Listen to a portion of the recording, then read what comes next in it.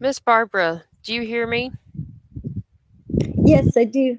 Okay, good. I hear you. Okay.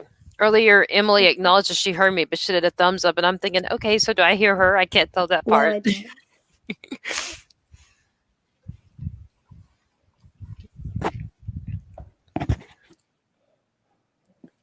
I don't hear you, Emily, but I hear Miss Barbara. Now I don't hear. Right, Emily, do you hear us? Now I can again.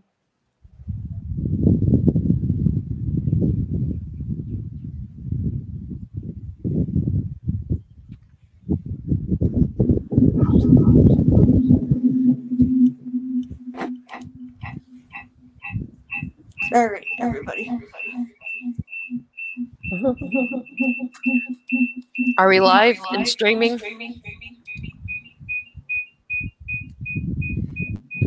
Alrighty then. Well, I wanted to announce to listeners that the reason I'm here for this particular event. Jennifer, I can't hear you now. Testing.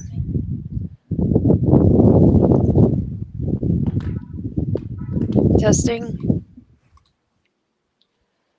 Do you hear me, Miss Barbara? Now I can. Now I can. Okay. I wanted to announce to listeners that even though most of them know that I come to every 3 Wednesdays as of this Wait, year, wait. 20. Hold on, Jennifer. Let's do a show pause here. We need to Okay. do a production um, correction here. Emily, this is Okay. a Transforming Media Network production, and we're not on Transforming Media Network yet. Please put us on Transform You, and then we can begin.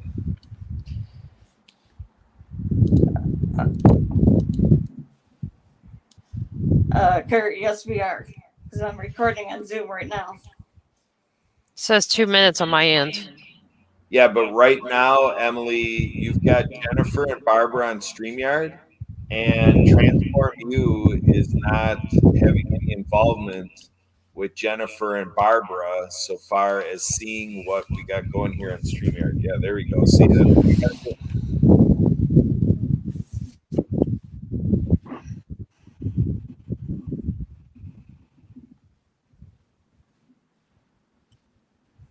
I'm just listening out before leading for y'all to tell me that we're ready.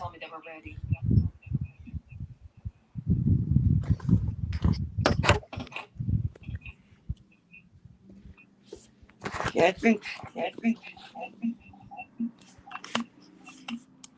we are.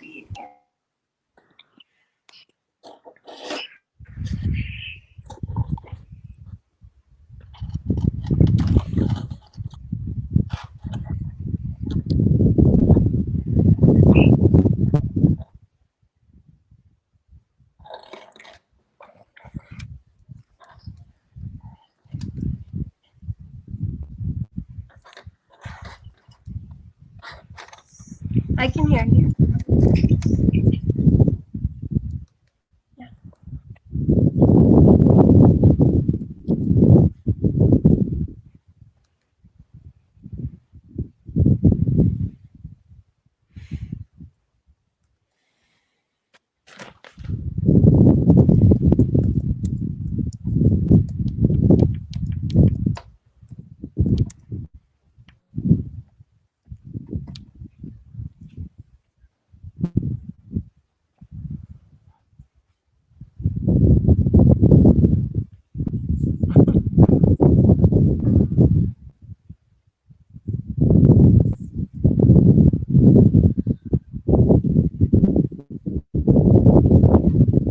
Oh, what?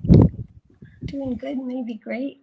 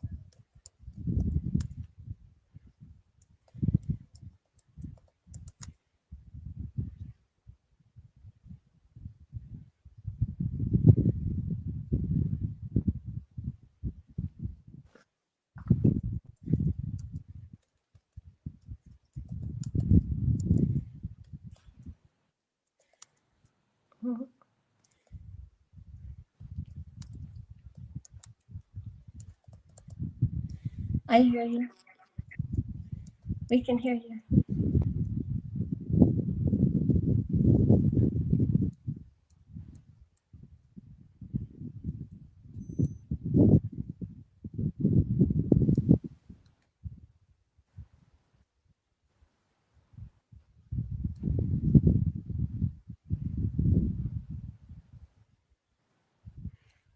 Emily, are you still working on whatever Kurt's saying?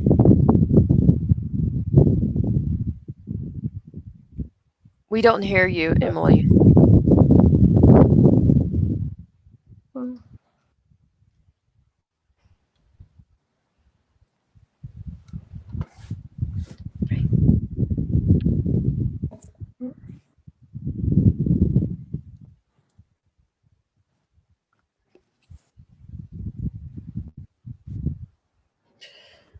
Uh, is that better? Yes, now I hear you and Miss Barbara. All right. Um,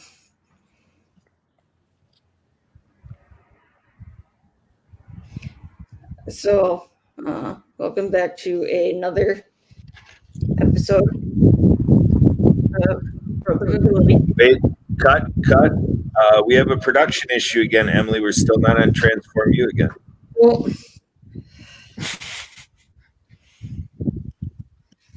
That sounds very unusually frustrating, Emily. You have my sympathy. Me too.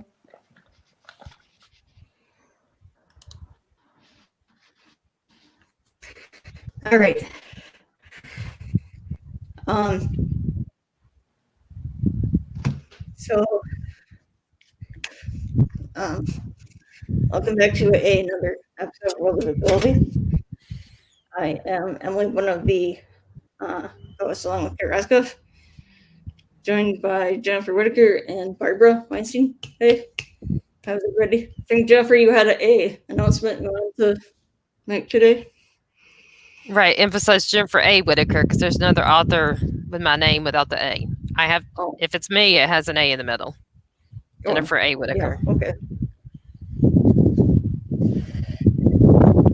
So, Emily, if you're ready for me to take over, I wanted to make the great, wonderful announcement of Tuesday, was it Monday, I believe? That was your birthday. And so the reason I'm here Hey. is Oh, in honor of you and your birthday and how, and like I'd like to express for the whole World of Ability team of co-hosts and etc. how thankful we are for you and how wonderful you are to the team. well, thank you. Thank you.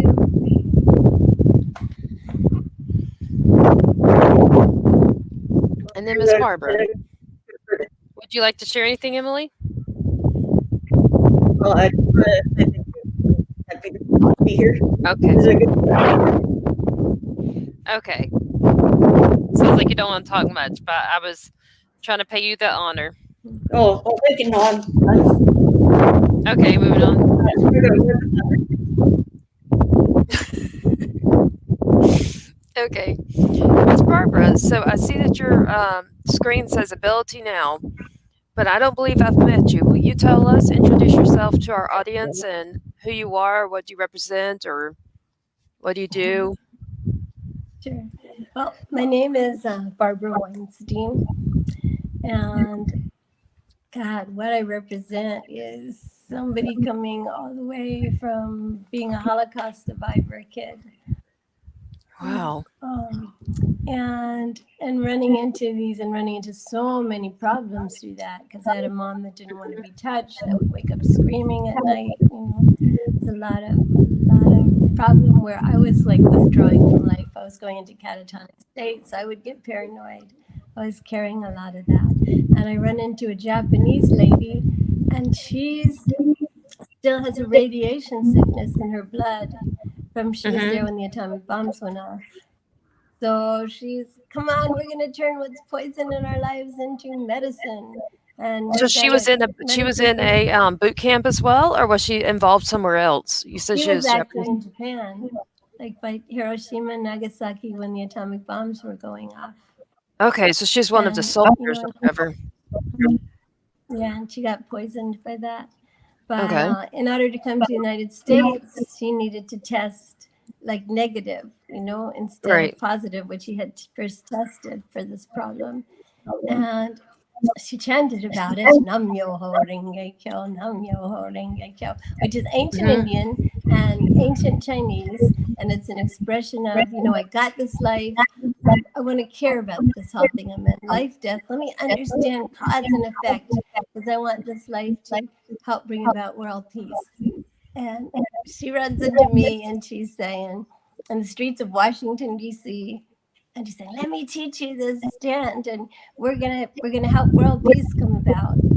And then there was Right. Ronnie Smith, who was growing up in D.C., and he was, at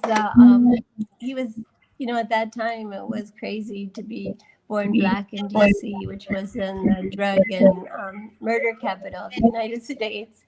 And she's saying, come on, we're going to take all the stuff we've been through and we're going to see the world become better. And I really feel through a series of, and that was like 54, 55 years ago, and I feel through a series of cause and effect, with this idea Mhm. we're never going to quit, no matter how rough things get. We're going to be able to die patting ourselves in the head, going, you did good. Look Mhm. at the people you helped. Look at how much good you did. Seeing our kids more confident and proud and of who they are, and their contributions and having that sense of confidence in the world. So that's the determination. And now in my 70s, I have a lot of physical challenges going on, from way Yeah, back. that's true. Still have I That's a have lot of us when we get overcome. to that age, no matter what life has thrown at us. So we have different medical or physical, but some kind of handicaps or disabilities at the end of life that's just kind of like our health plummeting as we get to certain points. And one of the things that I've been praying for, when I started, I prayed, get pizza, get pizza. I would say, hey, this is easy, this works, That's a good cause and one. effect, it's prayer. But now the prayer is like I was one of the people fasting, in my high school years, in my college years, and seeing the benefits of that and the benefits of natural health. So it's really interesting that right now I have the challenges that I have. And one of my prayers is I want to show people, I want to show young people that getting old doesn't have to be all painful and crazy. And it Suffering, really whichever doesn't. We're method, learning. right? We're learning it. Yeah, about, and I'm not that smart to pick up information or to remember information because I've met so many great teachers Hmm. in my life. I've been very fortunate, and I feel if I don't share what I learned, then then that's just silly because this is I've had so much fortune. I wasn't supposed to have kids. I have three beautiful children. I have three amazing grandchildren. Right? One who's on the way. So little girl, send her, any prayers you can. We have a mom says you count right away. They have 10 fingers, 10 toes. But Double check. sending Make her sure they're so all good the in those prayers. ways you can tell.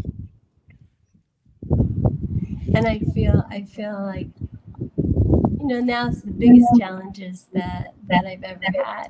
How am I going to turn what I'm going through physically? And here's the world of doctors and big pharmaceuticals, and here's the world of Hmm. we're going to be all holistic and create these great communities and eat fruit off the land, and how I integrate it all, in my life and how I'm able to share. So when I came on this show, I was able to share a beautiful children's story my dad wrote that was about unity and diversity, and that.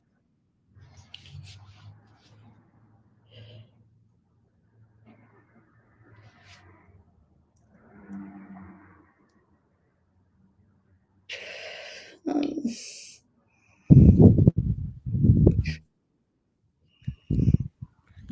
Miss Barbara, I don't hear you. Emily, do you hear her? well, here.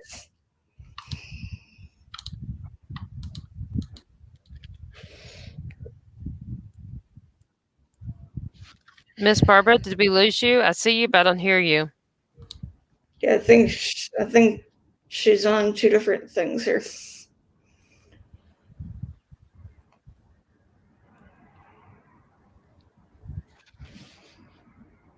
Um, 'Cause I think She must not.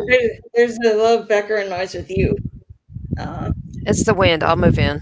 yeah, so I think that was part of it. She's still on um, Zoom here. I think that was part of the.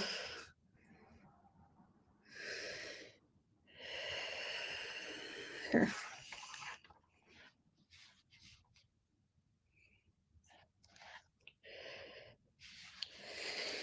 Barbara, if you want to unmute on Zoom.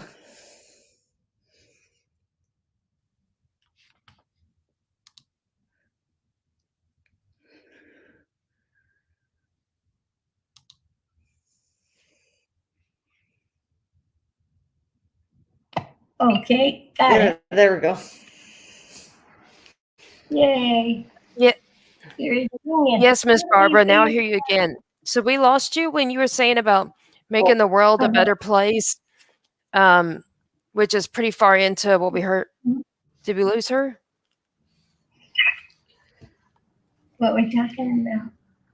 No, we didn't lose her. We Oh. just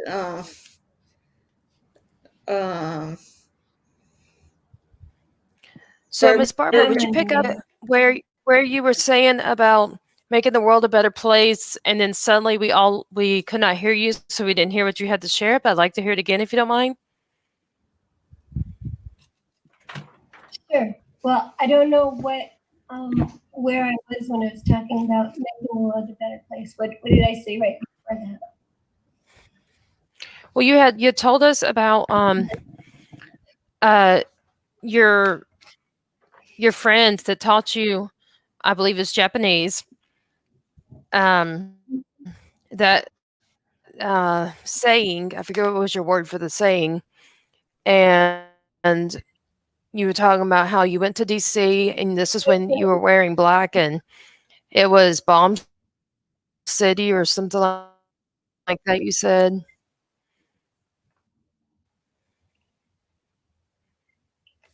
Yeah, she talked about we're going to see that we have the If you don't ability. remember, you can just go on what you're saying. It's just I was hoping that listeners would hear all of it.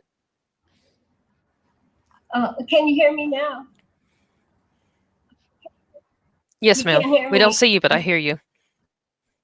I do hear you. I don't see you. Oh, yeah. Oh, good. Okay, yeah. Well, yeah, I have so much to say. It take me a long time to say. Also, I love putting in all the side stories. They're so interesting and so amazing. But she was saying we have the ability to turn poison into medicine.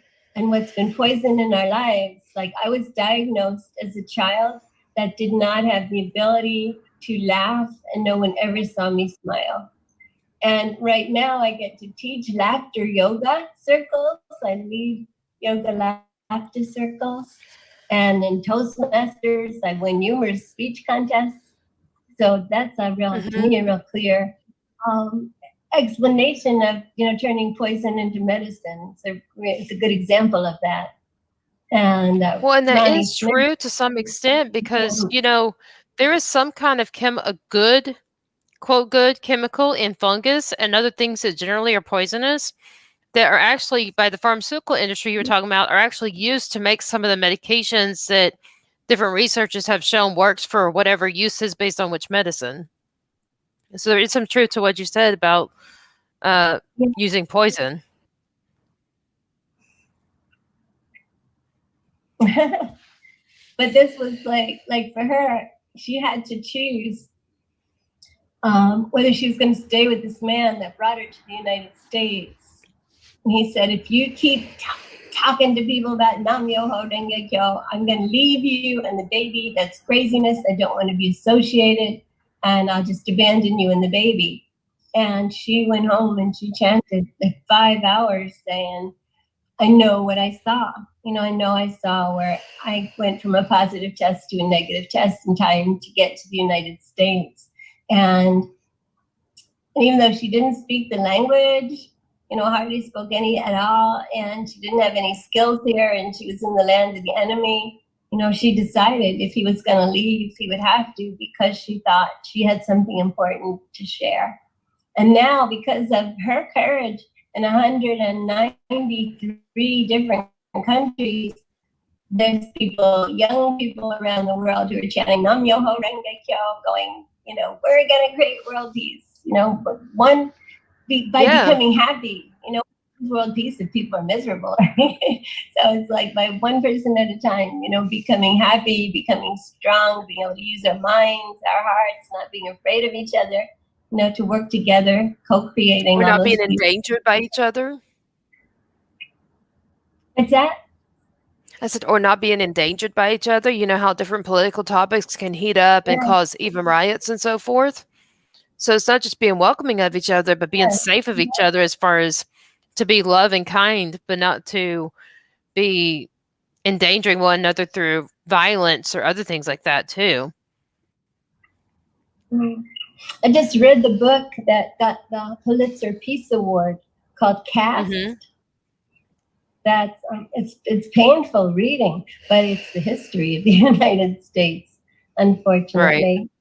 And that, yeah, a concept of creating different caste systems so work gets done, but how we have to work together more and trust each other more. And I love And how you said about the importance of what you call the yellow people, talking about the Asians, because I have a very dear friend, and he moved here to the U.S. from Indonesia, but he said his heritage, like his actual ethnic background, is Chinese. And I could imagine, Mhm. it's hard to imagine a world without a good friend like him.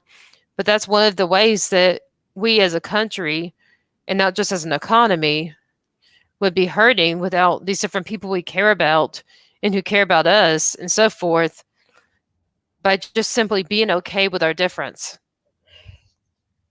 Mhm. Yes, definitely. And then what I was saying is that if we can see where the other cultures, where they have strengths, maybe that we don't Right? have, and applaud that, like celebrate that, and then see where they might have weaknesses that we don't have, and then have empathy and have real compassion and I hear you understanding to saying help we I get hear you through saying where. we need to team up and balance each other out by, let's say we were different cultures, you and me. I put my strength to work that makes up for your weakness, and you put your strength to work that makes up for my weakness, and together we're like this as a whole. Yeah, so the world's going to be even more colorful, more fragrant, more delicious, more fun, as we learn to do that, where people are warring against each other, warring. They're actually supposed to be making better babies. They're kind of just missing the mark a little bit. But yes, as we start to, have sense of humor together, play together, it doesn't have to be all hard and torturous.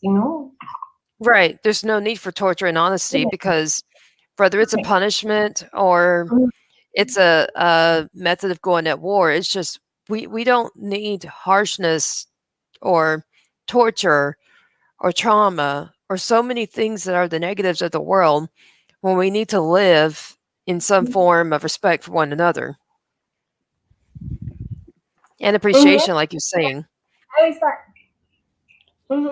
that happiness really can stand alone. You don't have to know unhappiness to know you're happy. Like people, well, if you didn't suffer, how would you know you feel good? I don't know. I think that stands by itself. You kind of know you're feeling good when you are. Well, this is something I've read on a book that's pretty therapeutic to me. It talks about finding satisfaction in life with your weaknesses. And one of the things it talks about that goes with what you're saying is about finding contentment with where we are, because happiness is a short term reward. like when you go shopping for clothes, or that'd be a lot of us women at least, right? There's a habit is, oh, I got this certain thing, but that easily fades, and we're wearing the clothes the next day, or so many days later, or so many months later, we're still wearing them.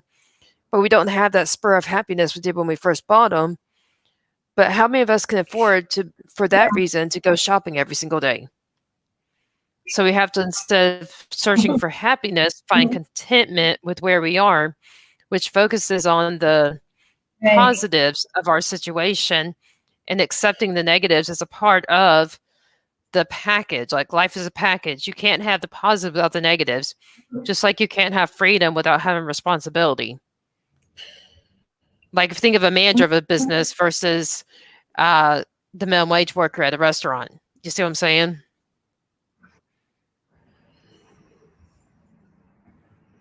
Oh no, I didn't hear the last thing you said. People, but I didn't I understand said the it's last like thing you said that. I thought you said. I said we have to I have said we have to have.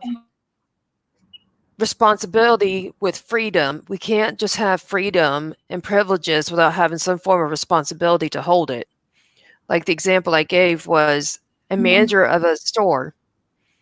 Well, he's got the responsibilities of managing the store, including the people, but he's also got some more looseness about making his decisions and certain other freedoms he has in response to also being more responsible to carry the load of the certain responsibilities versus the minimum wage worker that are valuable people in our society. We need them to wait our tables and so forth, but they don't get the freedom to make many decisions. They just have to do whatever the boss says. But as a result of not having the responsibility, they also don't have as much freedom and like in the making the different choices of what they do with their time that's achieving the shared goal for the business. And that's just reality. We have to have a balance, taking on our responsibilities appropriately and being responsible with them in addition to our freedom that you're talking about. You see what I'm saying? But Do you you know follow? what I got to see, because for a while I lived on a kibbutz, and the idea was you got to play musical jobs there. So nobody had to be the garbage man all the time. You know, we would take turns. It was Right. Dylan cleaning the outhouses. Even the only job that we didn't have like that one was working with the children. Because to work with the children, you had to prove that you were really good with the children. You could be trusted around the children. You know, but all the other But that jobs. then again goes to the idea of responsibility that comes with your freedom. You see what I'm saying? But the other jobs, yeah, it was like, you know, we didn't have a caste system. You know, we didn't have, well, you have to be the person that can do this hard, disgusting job because the rest of us don't want you, and that's where you are in our caste. You know, where we all like took turns. And I also saw that when I came back to the United States and we were creating communities here. Mm-hmm. One time we had a work wheel. It was like the wheel of fortune, but you spun it, and whatever it came to, that would be like your job for the next month. Right. And Yeah. that's a good way to do it. But then again, that wasn't necessarily a freedom, but there was a responsibility versus my point of a lot of what we're talking about is like your ideas with respecting one another is when we have freedom, we also have to be responsible because with freedom comes Yeah. responsibility. You see what I'm saying? And this had a lot to do with trust too, because Yeah. like somebody was, I gotta get this kitchen clean, and he puts an apron around me, right, and says, "Come on, let's go work in the kitchen. Here, you start doing the dishes." And then he pulls out a book of poetry, and he says, "These are some poems I wrote last night. I want you to listen to them and tell me what you think while you're doing the dishes." You know, Right. and we were talking about sometimes you just feel like, I don't have the energy right now. I don't have the heart to do this. And someone else says, it's okay. I do have the energy right now. And I saw Right. how my dad taught us to keep the kitchen clean by, you go relax and play with the kids. I'll do the hard work, you know? And then after a while, you don't want to hear that anymore. You're like, you go relax. I'll do the hard work now. You know, it's just the nicest way to, you know, to trust each other and help each other. Well, because that's like a balance. You're being a team and you're rotating who relaxes and gets the the break, if you may call it, versus who Yeah. does the responsibility. So you have the freedom to choose and rotate, but there's still the need of being responsible as far as whoever carries the responsibility load at whatever rotation system, to still that person actually fulfills their obligations. And that's what I mean by being responsible and not just simply having freedom. Mhm. Yeah, there was this one this guy's house. We were Hmm. with communities, and they were gonna see who would be the last person to crack, because they were letting dishes pile up in their sink and starting to get like mold growing on them, whatever. And they said, somebody is gonna crack and go, I can't take this anymore. I'm cleaning the dishes. And this other guy's saying, no, we're gonna wait until a woman comes into our environment and she'll do it. And no women were coming in. Finally, they did the dishes, but yeah, Right. I thought that was funny. And it was true. But that's in a sense not funny because that's a stereotype that we as women have the responsibility of the dishes versus what's a modern day topic about women needing women deserving the equal freedom that we don't have to be the dishwashers or the maids and the secretaries, but that we, upon meeting the same standards as far as our educational requirements and experience and so forth, climbing the ladder, should be able to also hold the responsible positions like at different levels of authority, management, executives, or other decision makers. You see what I'm saying? So that kind of goes on the stereotype versus what's this modern day political topic, wherever you stand on it. But the idea about us having equal opportunity as women to have the same freedom to work up to those responsible situations and positions and authority, and not to just because we're women that we get the lower paycheck, or just because we're women we get the lower ranking in authority. You see what I'm saying? Yeah, definitely. And I was once so touched by, she was this Black young woman who was saying, Barbara, if you have all the passion and you've had the education and you have all the words to communicate and make sense, and I have the ability to know how to get this house clean in like a third of the time that it would take you, I don't Right. mind. I don't mind being in that position because I feel, we're working together. We're using our skills, and I thought that's one of the most beautiful things I ever heard, from another person, right? For her to And you're want right. We should still be able to do those certain jobs, but the idea of that being a woman's job is what I was looking at versus our political topic about women have equal freedom and climbing the ladder and making the high salary jobs upon them having the credentials and so forth. That's the same standards as a man, but to have equal freedom to it. to learn music, to study, yeah, for sure, Right? all of that, yeah. That's what I mean. We need to study and have certain degrees based on what's the field and what's our degree need to be in, or how many degrees we need, bachelor's, master's, doctorate, whatever. But to still that's the whole idea versus you're a woman, you need to do the dishes. Um, idea that, well, if I'm a woman, I have to be a maid or whatever you call the authority, right? Based on where what the position is called at the organization versus this idea that being a woman, I shouldn't have to clean dishes. There could be somebody else who doesn't have credentials to do a decision maker job, but wants that position that could be a male or a different female or even some minority group and not necessarily have to be like another idea of our political topics is the idea that even white women have a lead um, from people of different colors, women or male. So A we funny go ahead. Another funny story about that when, Women's Lib was happening, and my dad said he got it. If my mom didn't have to do the cooking all the time, because then they were both Right. working at this point in time, and she loved it. She loved having her own money later. And he said, okay, so I'll do the cooking some of the time. And boy, talk about trying to self-sabotage that job that he had just taken on. He decided he was going to make scrambled eggs with fruit inside, With fruit, and I he haven't couldn't even get tried turned that before. I never heard of that. around.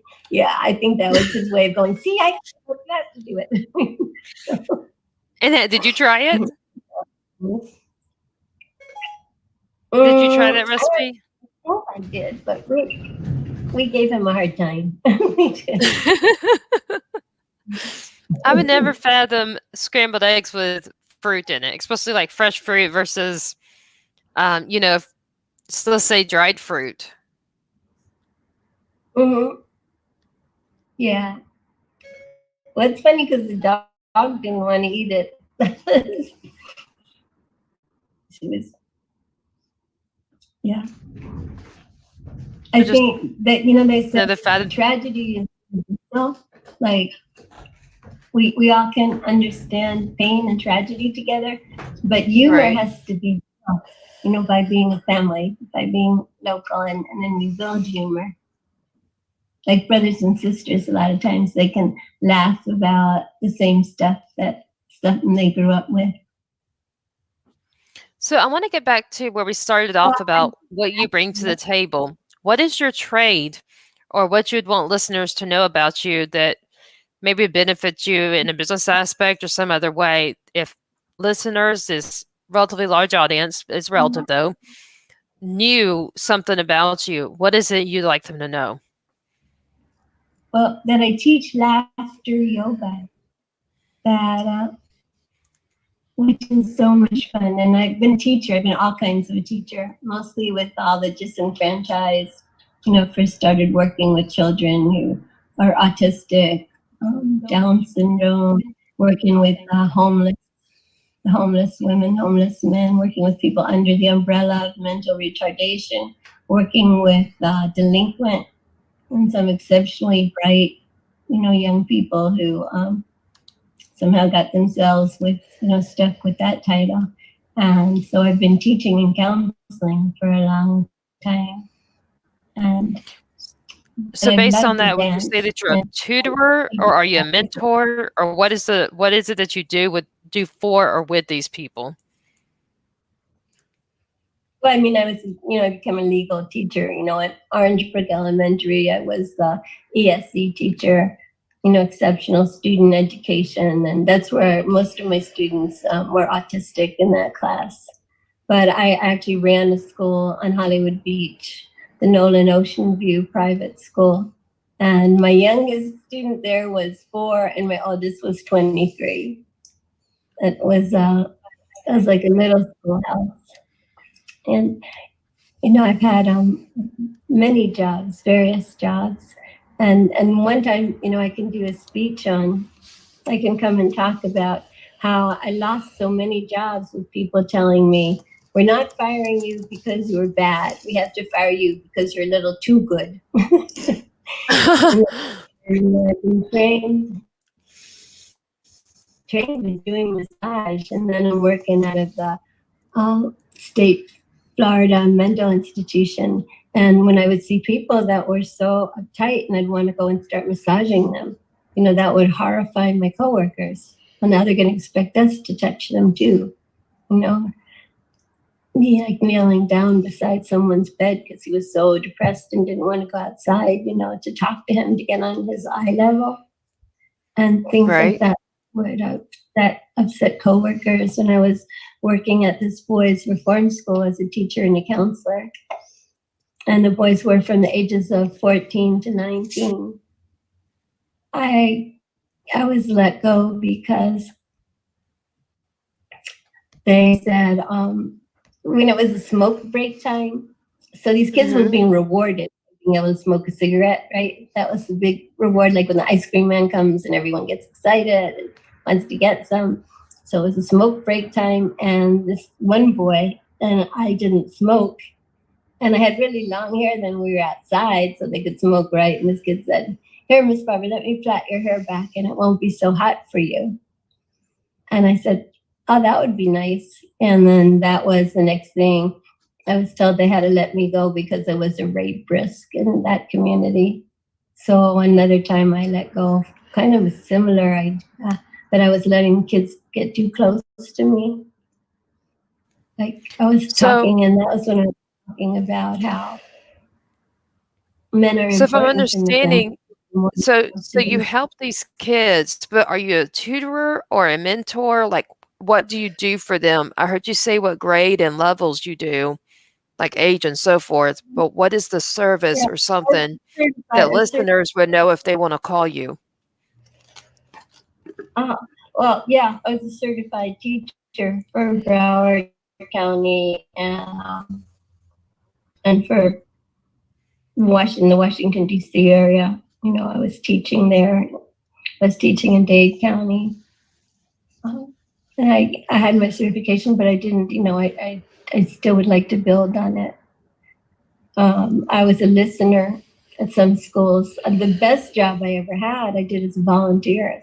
There was no money for it, and it was being the thumb buddy lady. And that's where I would talk to second graders, and I'd say, "Can you put your thumbs up? And can you go, I'm somebody, I'm somebody special?"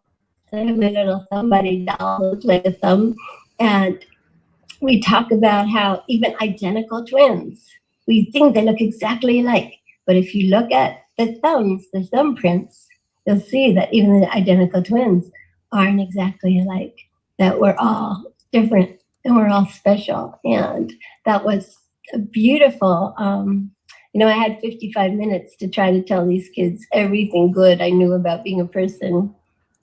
And one of the things we do, I get some of the kids in the front of the class and I'd say, "What's different between them?" And you'd always have some kids going, "Well, she's white and he's black." And I go, "You think so? Let's look for white somewhere around the teacher's table. There seems to be a lot of white. Well, there's this kind of white, and then there's this white, and then this is another white." And I was like, "All right, let's just say this is white. The whiteboard, right? Okay, gonna get kids to come up here and put their hands against the board.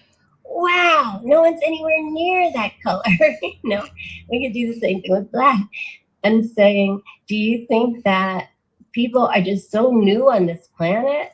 Because if you look where life started and where people came in, we're just like, if we made it a clock, we're like 2 seconds old. Then do you think we don't have the words yet to tell each other what we're seeing? We're just learning how to do that." And we would talk about how good it felt to be healthy. And yeah, the beach just smells so good and the sun's coming and the birds are singing and you want to climb that tree and eat the fresh fruit. And how do you know if you're healthy? And the kids would like this because they go, "Ooh, ooh," like diarrhea, and everybody would laugh, right? And we'd say all Right. the things you could tell people aren't healthy, and it was all funny for second graders. And we say, do you know ways to fix the problems, to get healthy again? And second graders right now are really smart and they would know, like, eating healthy foods and resting and drinking water and exercise. They would know these things. And I'd say, well, here's a health that no one even has talked to second graders about yet. They don't even talk to each other sometimes. Like grown-ups don't even. Mental health. How good does it feel to be mentally healthy? How do you know if you're not? Is there a connection between mental and physical health? And then what do you do to fix it? Did you know there is this association between them? Oh yeah. Wait. I didn't hear all your words exactly. Did you know that there is an association between mental and physical health? They have found a correlation in recent studies. Definitely. Yeah, definitely. I know there's a lot of books on it right now. And we would say good mental health. I'd say lots of money went into this research. People got to study it. And you know what they came up with? Good mental health is your ability to say, I like me and I like the world that I'm in. I have hope for the future. And then we take out our dirty laundry. It'd be a shirt that would say, like, I'm not good looking enough, and it would stick because it would be Velcro. And there'd be another shirt that would say, like, I'm not smart enough. Nobody cares about me. I'm angry all the time. And as we'd make up a clothesline, some kids would be holding a clothesline, and some other kids would be, as we'd say, no, this isn't. If I'm wearing this feeling around, like it was part of my clothing, am I good mental health with this? No. So let's wash it out. How do we wash this out? And we put it on the clothesline, and then everyone would have their magic buckets, and we'd throw everything into it that would make us like not be able to say I like myself, like, oh, I'm not smart enough, I don't talk loud enough, I don't can't get my hair right, whatever, I'm throwing it in the buckets. Right.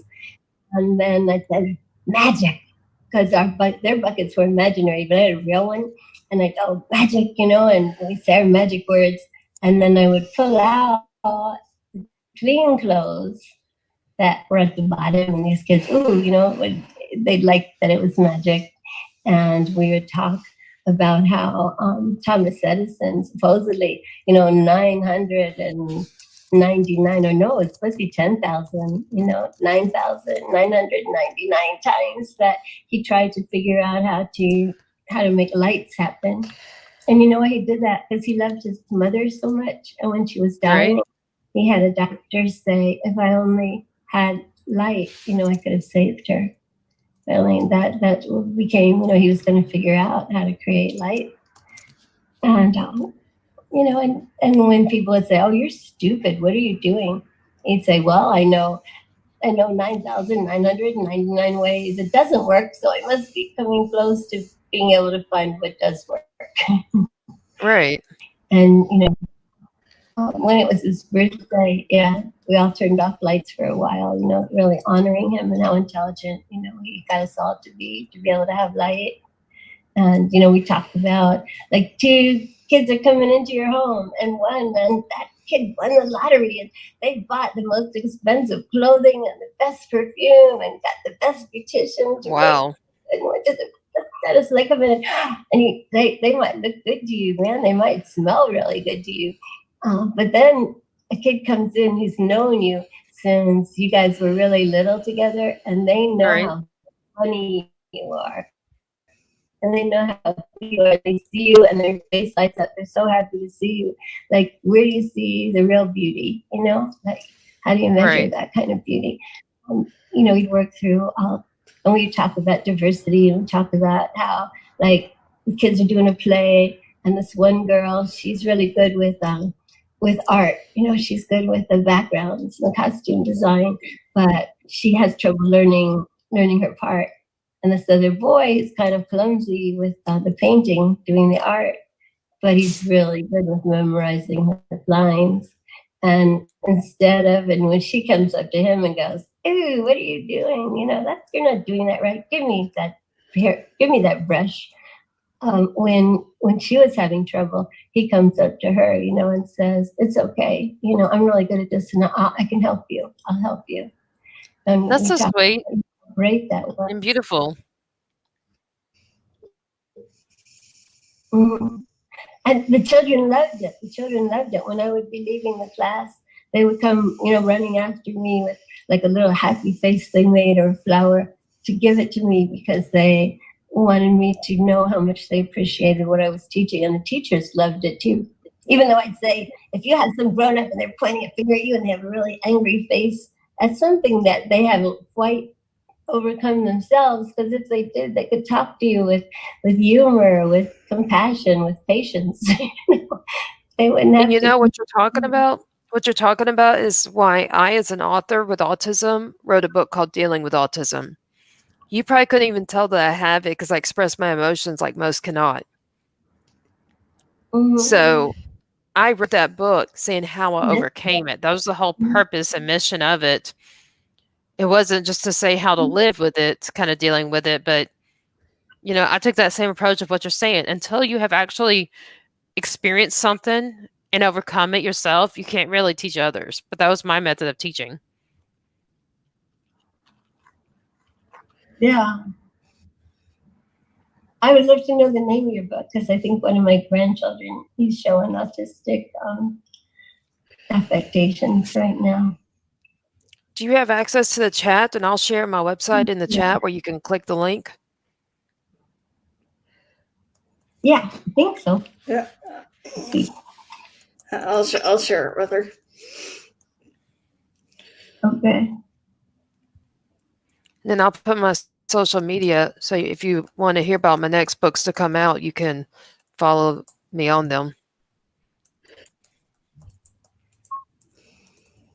Yes. Mhm.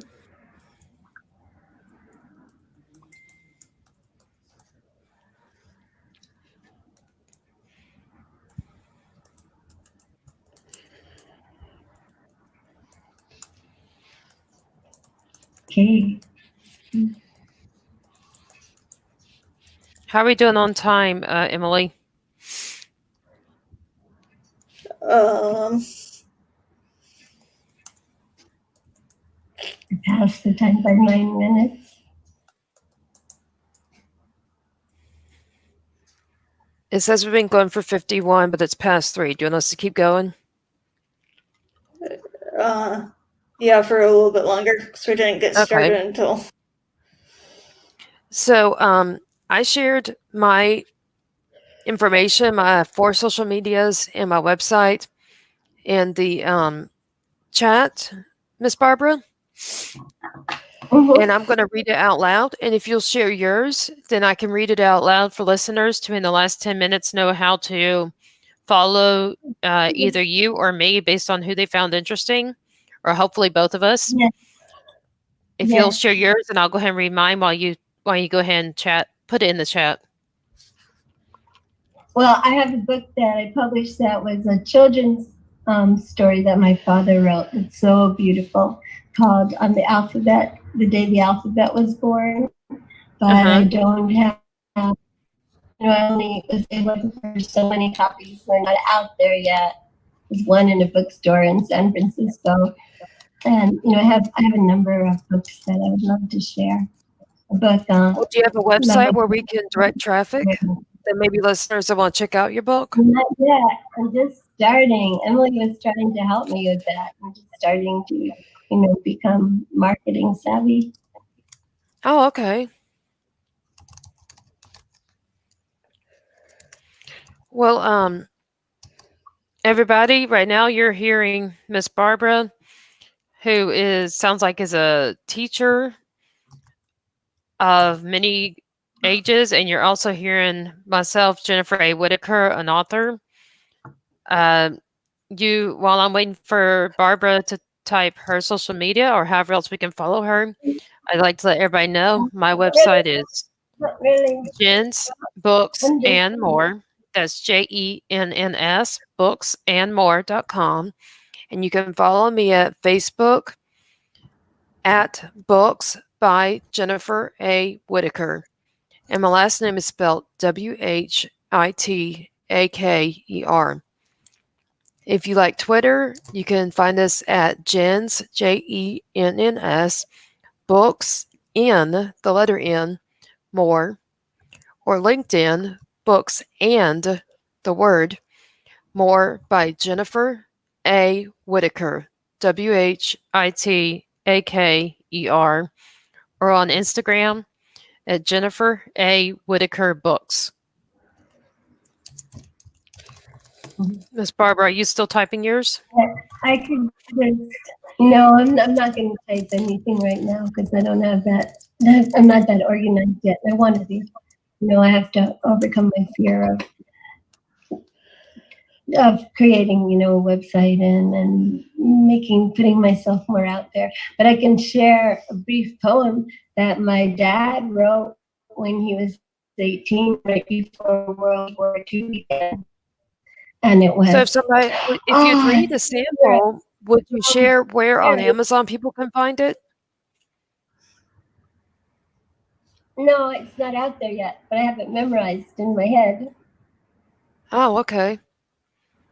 So I can share, by word, I can share. And sure, let's hear it. Let's hear a free sample of some of your poems. It's my dad. Before World War II, he was an 18-year-old boy. To be in Europe has long been a cherished dream. And ere talk of Europe, there could I be seen.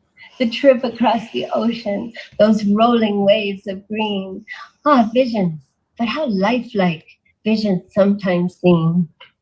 London with its Big Ben, Paris with its Eiffel. At last I've seen them, but on my back, a rifle? That's it. So is that one of the complete poems? I used to always get chills when I would hear that. I thought that, was really good because I was all, yay, suppose they gave a war and nobody showed up for it. nobody would come, Sounds like you Even got though some when I was fears to work over, and you were talking about one of the topics of your whole introduction are fears, like talking about paranoia related to the suffering of the Holocaust and so forth, that all have to do with fears, but they're different extremes. And it sounds like you've got a battle right there of your own, even though it may not be to the degree to be paranoia. yeah, there's a lot of fear. But the idea Hmm. that we can take what we've already created and use it, like they were doing, some good things in the military, with getting people to be able to march in rhythm with each other, that actually can be useful in helping people overcome paranoia, overcome being distracted so easily when you're trying to Right. play drumming together, things that are coming out of the military. And I'm sure we could do that. But did that poem touch you? Did you feel it? Did I do it well? Did you get it? I think it was a great poem. It's just a matter of extending it so it can be like either like my book, I don't know if you've heard of it, called Emotional Roller Coaster Young Adulthood. But that's a collection of poetry. Like it's not just one poem that's long enough to be a book, but it's So multiple you ones that are a collection.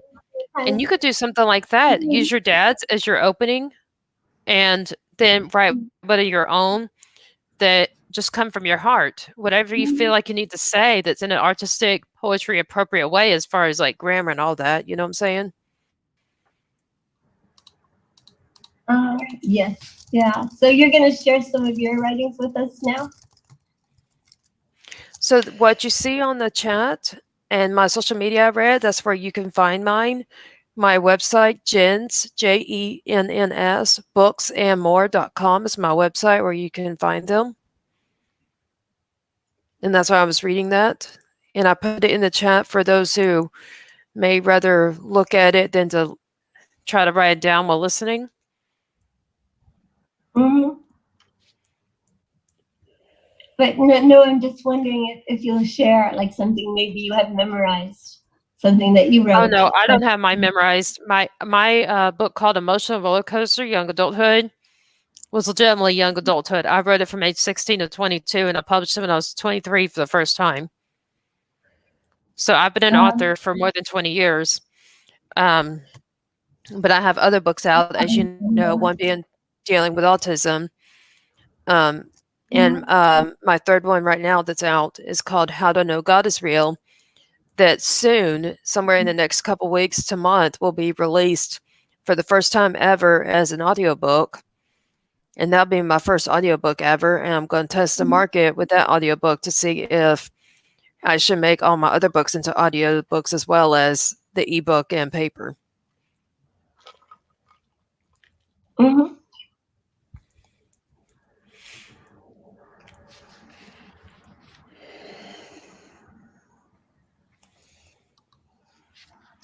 So,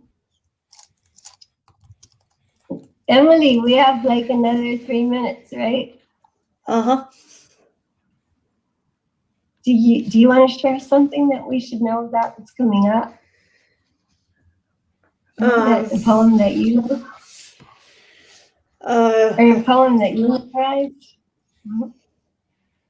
I don't have a poem memorized. But Kurt and I do have a event coming up. That's the last weekend in July. Called Hopestock. And it is a hybrid veteran fundraiser.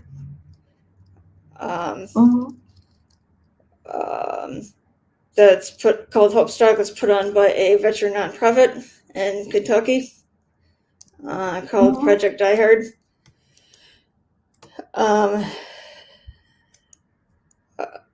And the in-person part of it is going to be in McCand, Illinois. And we are going to be doing a like a virtual around the clock Friday and Saturday night.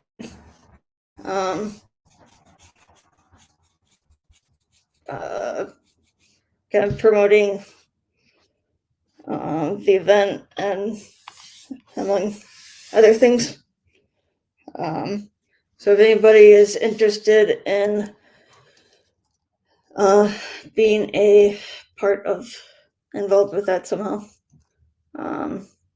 to let us know. It's going to be similar to what you did for veterans on February 22nd, 2022. That Yeah, it's kind of a similar event. Yeah, it's an event like that for in the sense of for veterans, yes.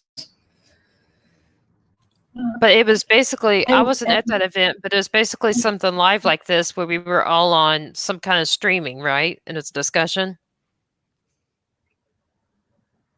Is that right, Emily? all day of activity, trying to get people to be aware of the suicide rate of veterans who've returned home in the United States and how to help stop that from happening. You know, how to help the veterans who've returned. So it's like for collecting money and collecting ideas and letting people know what's already happening. But is this a podcast, Emily? That's what I was asking, where it's something like this, where there's us in a discussion? Partly, but I know that Kurt did something where I think they had a drone, like take up balloons or something into the air, and then whoever could catch the balloon or something coming down that had like a lot of money in it. How did that work, Emily? I didn't get to go that time. It was But it was like a camp thing, I think. It was a drone dropping balls over a target. But the event isn't a podcast in and of itself. There's gonna be like food, music, entertainment, that kind of thing. But between because the event ends at like 10 or 11 at night, that Friday and Saturday. So we were gonna kind of keep it going, having a virtual thing to going through the night, and part of that could be a podcast. Okay. Mhm. Well, when we set a time for it, I'd like to know and possibly at least look at my schedule to consider attending. Yes. Just gonna say kind of what time you'd be Mm-hmm. willing to just. I mean, it says. I mean, I think it's gonna be going kind of all weekend, but with the live streaming and that kind of thing, it's just that during the night when the event isn't going on, that would just keep it going with Okay. showing like videos and that kind of thing.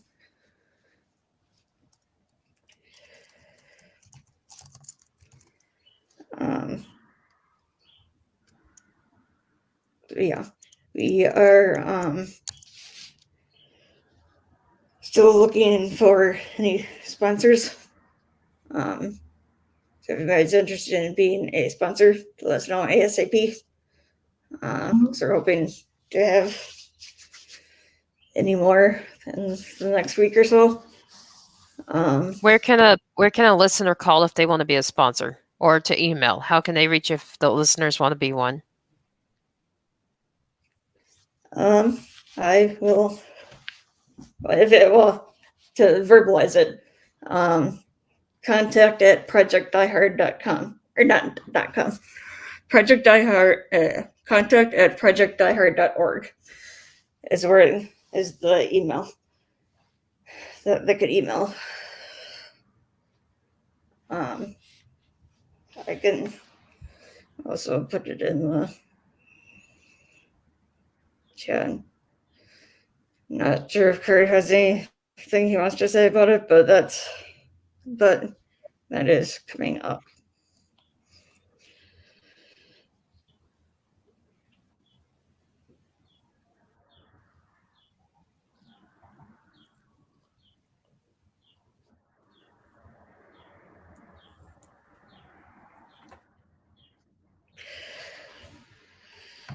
So yeah.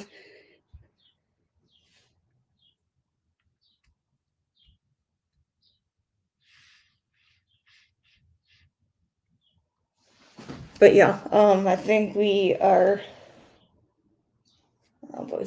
just over our hour. Mm-hmm. So, Oh, it's such a pleasure meeting you. oh, yep, she stepped away for a second. Oh, her name is Jennifer? Yes, yes, yes. Something starting with a J. How silly I am.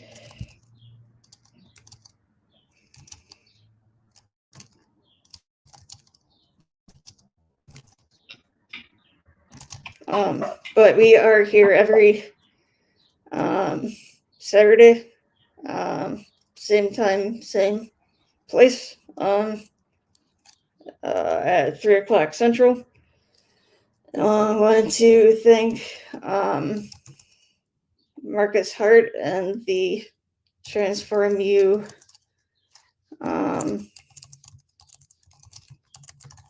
media network for allowing us to have it on their platform. And for all of the likes, comments, shares on social media. I would encourage everybody to go to our social media. And I want to thank Jennifer and Barbara for being on here today. And Kurt as well. Thank you. And so I guess, and again, if anybody is interested in being on one of our other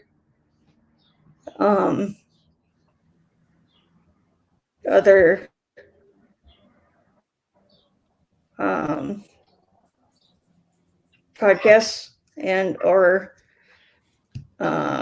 being involved with the Hopestock,